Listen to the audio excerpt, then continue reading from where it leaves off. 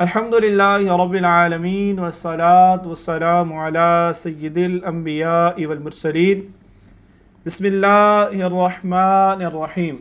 محترم سامعین کرام، السلام علیکم ورحمۃ اللہ وبرکاتہ۔ آپ دیکھ رہے ہیں ہمارا YouTube channel Islamic information official.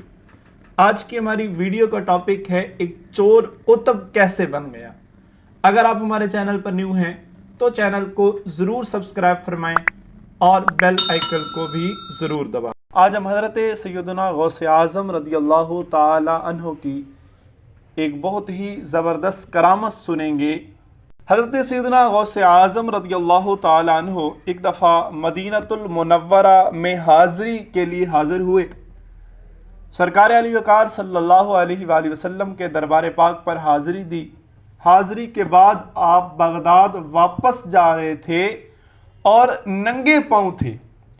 ادب اتنا کرتے تھے کہ بغداد سے مدینے کے سفر کے رستے کے دوران آپ نے جوتا پہننا گوارا نہیں کیا۔ آپ ننگے پاؤں جا رہے تھے کہ آپ نے دیکھا رستے میں ایک شخص کھڑا ہے جو کہ حقیقت میں ایک چور تھا، اور وہ طاق میں انتظار میں کھڑا تھا، کوئی مسافر آئے میں اس کو لوٹ لوں۔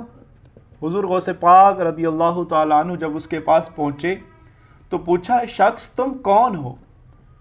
تو وہ شخص بتانے لگا کہ میں ایک دیہاتی ہوں، بدوی ہوں، دیہات سے آیا ہوں۔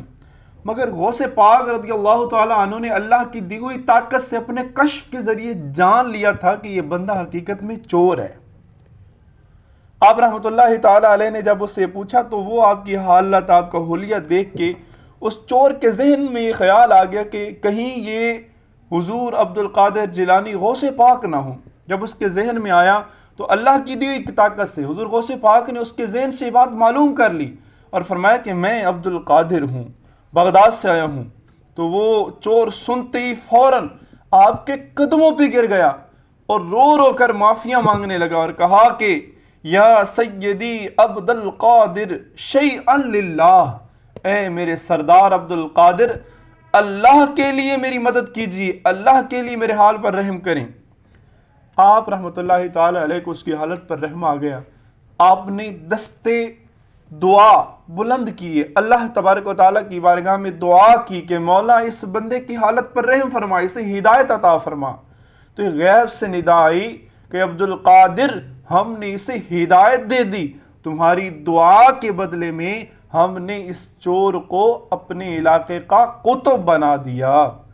حضور غوث پاک رحمۃ اللہ تعالی علیہ کو اللہ نے اتنی طاقت دی تھی۔ آپ خود اپنے قصیدہ غوثیہ کے اندر ارشاد فرماتے ہیں، بلاد اللہ ملکی تحت حکمی، کہ اللہ کے شہر میرا ملک ہیں، میری بادشاہی ہیں، شہر اللہ کے ہیں، بادشاہی میری ہے۔